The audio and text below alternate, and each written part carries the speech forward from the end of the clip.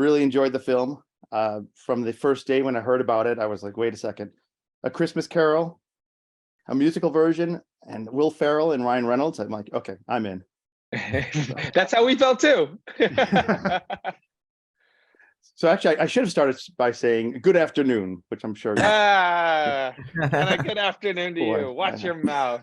My niece and nephew are all about the good afternoons these days. I'm getting a lot of calls from them. Kids are really enjoying this sort of fun little, the sneaky good afternoons they're able to pull with the double meaning there. Yeah, well, let me start a little bit broader first, because I want to get into good afternoon, but I want to start because I'm not when it comes to music, it's a mystery to me. I've always been a visual artist or written. So a little music 101. When you start a project like this, what's your first step? Did you get a screenplay and then they say, hey, this is where we're thinking the numbers should be, or vice versa? Did you were you there from day one collaborating? I'd say it's not necessarily day one, but when we came on board, it was similar to what you just talked about in terms of we heard what the general sort of pitch was. It's Will Ferrell, it's Ryan Reynolds, it's a musical, it's based on A Christmas Carol, sort of the Dickensian tale. So we were intrigued right away. But ideally, when we're coming onto a project, we come on board at a time when things are still in development or things are still forming. So there was a script, I think, but it was still somewhat early on. And there was still room to do what we like to do, which is to sort of get in with the creators or with the, screenwriters and director and anyone else in the filmmaking team, and really sort of push and pull on what do those song moments want to be? How can we build to important moments for characters, for the plot, in order to create the best sort of tentpole moments throughout the film that can become those dramatic peaks and climaxes, or important character moments to create the most entertaining, the most thoughtful, the most emotional song moments. So ideally being involved early enough so that we can still sort of have a good back and forth with the other creative partners on the project. Fantastic. Yeah, I think it's always amazing to me to learn the process a little bit, because people don't appreciate it. Oh, I like that song, or I didn't like that song, or this is whatever it is, they connect or they don't, or this is their favorite. But the hours and probably weeks and months and days and nights, and the nights you spend dreaming and thinking about these things and popping up in the shower. It's not just like, hey, let's write a song. It's a true commitment. So it's always thank you for appreciating us, Steven. Feeling seen and heard, Steven. I truly do. So being that this is derived from Dickens, what was your relationship with A Christmas Carol? Did you know it beforehand? Because you have to obviously understand the heart of the story and the characters before you can take something on like of this nature. Yeah, I'd say, one of the amazing parts about this story is that it's so ubiquitous in our culture. And obviously, we poke fun at it within the film that there are many adaptations that have been made, but it is one of those stories that keeps sticking around. And I think that it does so, for a reason. It's asking us at this time when we're supposed to, be happy and be with family and be full of joy, to actually go a little bit further and ask ourselves, like, are we living our lives the best way that we should be, right? And it's sort of this like beautiful morality play that actually asks its audience, hey, like, are you being the best version of yourself that you can be? And as you recommit to the new year, like, will you continue to be? So I love the story, and I think that it's really a great thing that it's been around for so long. And there's many wonderful adaptations. There's a really great Broadway adaptation on stage right now. But for us, getting to approach this from a really comedic lens, and the pitch of, hey, what if we've heard this story from a totally different perspective, from the POV of the ghosts, who, I've never heard that take before.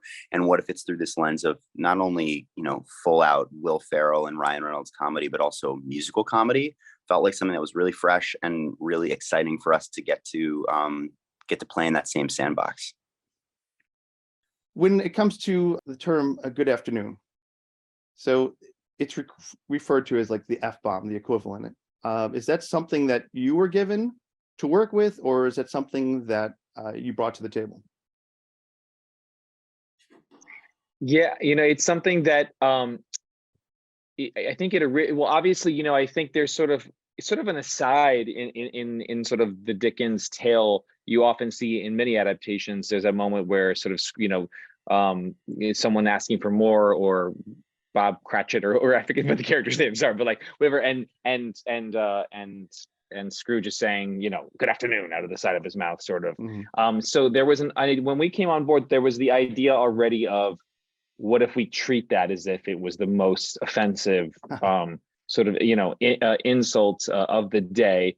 And it was Ryan, when we first came on board, it was Ryan Reynolds sort of said to us, look, I don't know how this works exactly. I don't know about songwriting and this or that, or musicals even necessarily, but what I know is that I would love it if somehow at the end of all this, we could have a song that was called Good Afternoon, where everyone was just good afternooning each other. And we were like, that's a great idea. We got to figure out how to make it work in the plot and make it feel important and necessary and driven to by the characters. But that was sort of like, we took on that task, and we did so with a few other writers that are just our favorite writers that are working right now in musical theater. Some of our Broadway friends. We brought on Khiyon being one of them, Khiyon Hursey, and also Zachary Jones and Mark Sonnenblick. And the five of us sort of began working on this epic set of sessions where we tackled coming up with this song, Good Afternoon. Basically, how can we come up with as many sort of ridiculous scenarios, ways for people to insult each other, leading to then bombs being set off, and literally, and fires and hot air balloons and just total chaos. Sort of, we think of it as this sort of evil Mary Poppins kind of moment that gets set off by Ryan and Will and spreads throughout all of Dickensian England. I love it. I mean, you can't see me, but I have a big smile on my face because it's like the way you created it's like I appreciated the hell out of it, and to hear what goes into it again, like the Mary Poppins, I'll bring that up too, because that's what I got, a little flavor, some Mary Poppins in there. It's like, it's like a little bit of kind of music history, but through Will and Ryan, which is quite a unique and exciting way to do it. Exactly. And we had a very fun and sort of kooky process. I don't know, Khiyon, you can sort of talk a little bit more about the process of how we put it together, but it was the five of us on Zoom, late at night for many sessions, just, everybody trying to throw out their best ideas. Khiyon, I don't know if you want to talk about it. Yeah, it was kind of like a writer's room. So like 5 people constantly pitching ideas over this Google Doc, and for Good Afternoon, like the document was like over 40 pages. So there were so many lyrics and lines that didn't get used. And all of us would just be like on this massive document, and we could see each other's work in real time. So we'd be working on lines and words and trying to figure out the rhymes, and that's how we eventually got to Judi Dench, because we were trying to rhyme winch, which actually did not even make it into the final cut, but that's how we got Judi Dench. That came from Zachary. So working in that way, being really collaborative, was definitely super exciting with these two, Mark and Zachary. So when you're working with Will Ferrell and Ryan Reynolds as your leads, how does that change the approach to your songwriting? Like, what does that give? What tools does that give you to work with? Well, I think it gives, whenever we're writing anything, we usually imagine someone in our heads of who we're writing for. So if it's, theater, we'll imagine some stage actor or some celebrity. But for this, it's really exciting because you actually know that you're writing for the very iconic character and actor that's actually going to be singing the song. So, knowing what Ryan does so well, and what Will does so well, and what Octavia does so well, we get to just have that in our heads as we're approaching the material. There's always a litmus test of like, is this cool enough for Ryan to sing, or is it intentionally dorky, or should we really lean into a really terrible Cockney accent intentionally, and is that like a funny thing that Ryan could pull off? And of course he can. And Will's sweetness comes through, like you're thinking about like what the strengths of these actors are, and then just trying to write material that suits them, and getting to hear it on their voices and sort of lay it over in rehearsals. We get to then tinker and get their feedback and we get to have a really beautiful back and forth to really tailor make something for the performer. Is there anything in particular that they brought to you that you incorporated in that you really got a kick out of? I mean, the idea for Good Afternoon, I really think is a Ryan pitch. So start there. But really, like a lot of like the ideas, we just became sort of a swirl of like who was sort of pitching different things that could happen over the course of that number. And I don't even remember who's, there were 5 of us writers in a Google Doc, obviously coming up with ideas too, but really like the additive nature of these guys just pitching funny jokes and funny things that could happen ended up just informing the script and the song. And I think it all, we, as a group and with Sakari, like coming up with Judi Dench, and then like those guys ad lib like the chocolat line, and the chocolat. It becomes like a bigger thing, and it keeps adding onto itself. So like, that's just like the yes anding of all working together and trying to create something that's bigger than the sum of its parts. Well, when you have 40 pages for what is it, a 3-minute song? It's quite the collaboration. Put all the pieces in, then strip away, and then find the jewel at the bottom of it. So, like I said before, and you mentioned, this reminded me of some Mary Poppins, a little Monty Python, by way of Broadway, and So, what is some of the inspiration? Where do you draw from? Yeah, no, I think we definitely wanted this since there was a desire for this to ultimately evolve into a big production number through the streets of Dickensian London, with these characters leading it, them fully embracing jumping into that time period. And as Benj pointed out, Ryan Reynolds giving Dick Van Dyke a run for his money in terms of the sort of like how offensive can the Cockney accent get. I think definitely, like, as we said, sort of like it's sort of like an evil spin on Mary Poppins. I think we thought of Oliver, the musical, like a big production numbers like Consider Yourself, the humor and sort of brand of Monty Python, as you pointed out as well. I think all of those, our desire was to sort of have this sort of trippy feeling of this is a big, splashy, seemingly joyous and boisterous production number, but sort of the undercurrent of it is just the massive FU to everyone all along the way. And, and that felt very much of the tone of the film, of the tone of these guys, Will and Ryan, who bring so much joy to people, but also through some subversive, content as well. So we honestly were just sort of trying to keep within the ethos of all of that, pay homage to some of the musical numbers of the past that we love so much in movie musicals, but also sort of our own sort of evil and slightly demented take on them. I'll say there's a really great Lionel Bart quote, who wrote Oliver as well, which I love, and that we try to incorporate in a song like this. He says, "Every other note should sound familiar." And I just love that, because it should feel like something that you already know, and that also might surprise you. It's also surprising you a little bit. Yeah. Yes. So just trying to incorporate something like that from like the writer of Oliver and the Consider Yourself and all of that. Like, how do we keep it surprising, but feels like it's something that's already, part of your world, and that's already stuck to your soul, in something that you've known and grown up with.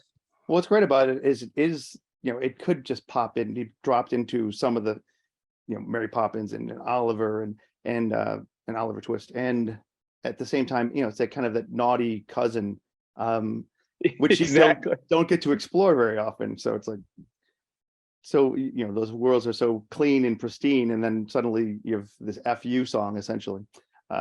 It's just so much fun.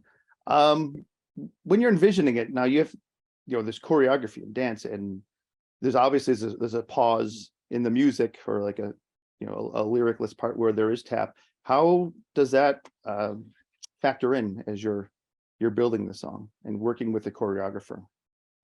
Yes, we always sort of I think we always imagined as we were writing it that there would be a moment where the dance really takes over and tells the story, and which feels very signature for a number like this. So I think we always sort of had in the back of our heads that the song would build and build and build, and then at a certain point let the orchestra take over, let the dance take over.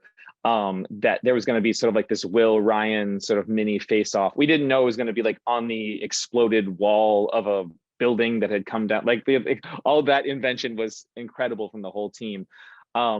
but I think the whole team worked together to really sort of create this this number, sort of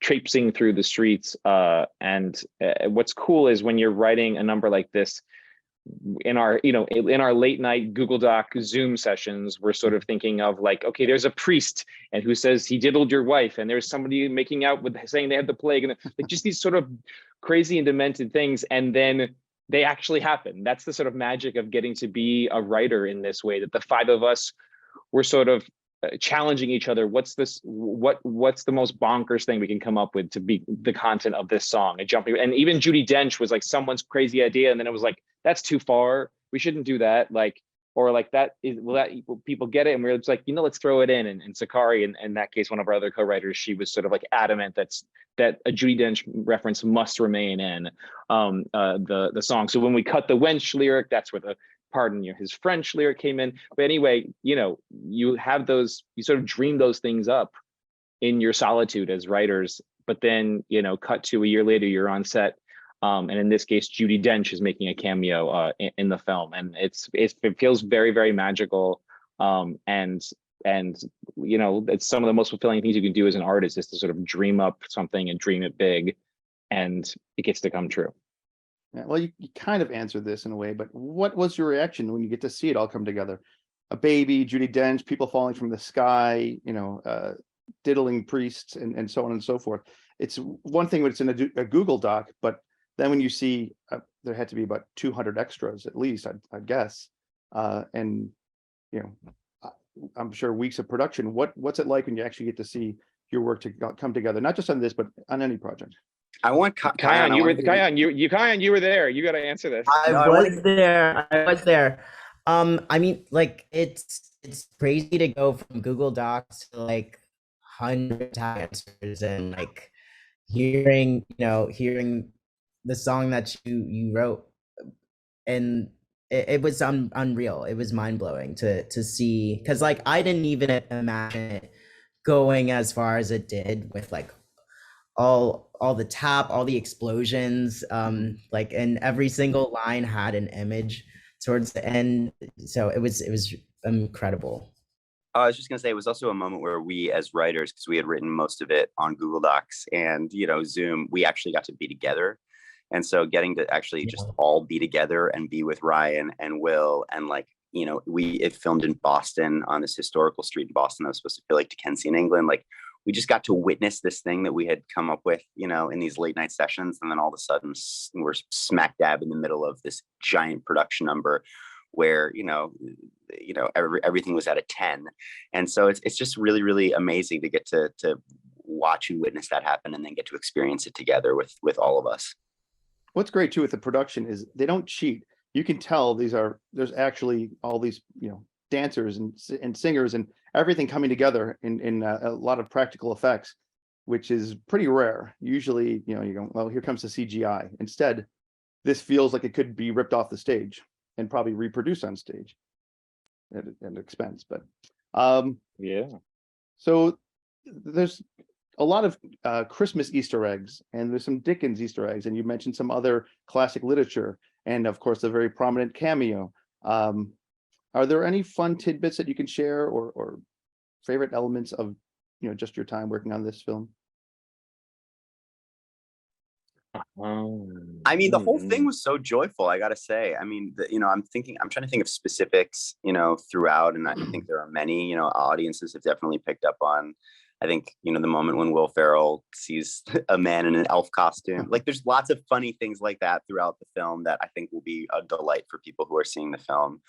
I also really love that we get to tell an adult love story, that Will and Octavia who get to fall in love, and like that's just something that was just so fun to write, and their Riverwalk sort of romance was lovely. But more generally for me, I feel like we were approached to do this smack in the middle of the pandemic, when things felt so dire and so sad, and the prospect of getting to write a story that is about unmitigated hope and joy, and wanting to try to be a better person, even though the world can be really shitty sometimes, and sort of acknowledging the complications of a dark world, but like trying to do our best and trying to put a little bit of light and a little bit of joy and a little bit of good into the world felt like a really lovely, worthwhile endeavor. So I feel like this was something that sort of saved me and saved us during the pandemic and gave us a wonderful community of people to write with, and a wonderful escape from what was going on, to try to create something full of joy that we could then share this holiday season. And don't only think you did that. I know you did that, because when this was all said and done, it really, I was surprised. I was moved by it, and I was like, no, I didn't expect that from this film. And then also the next day, the next week, A Christmas Morning Feeling was running through my head, and now it's going to happen again, but it's been there for weeks now, and I love it. I love Christmas, and I love this film, and I also love a lot of your other work. So congratulations on this and what you've done in the past. You've received some very good accolades for those. Keep it up. Thank you so much for your time. Thank you. Thanks you for so much. supporting the Thanks movie. for supporting and for caring and all those things. We're really, really grateful for it. Thank you. Have a great day.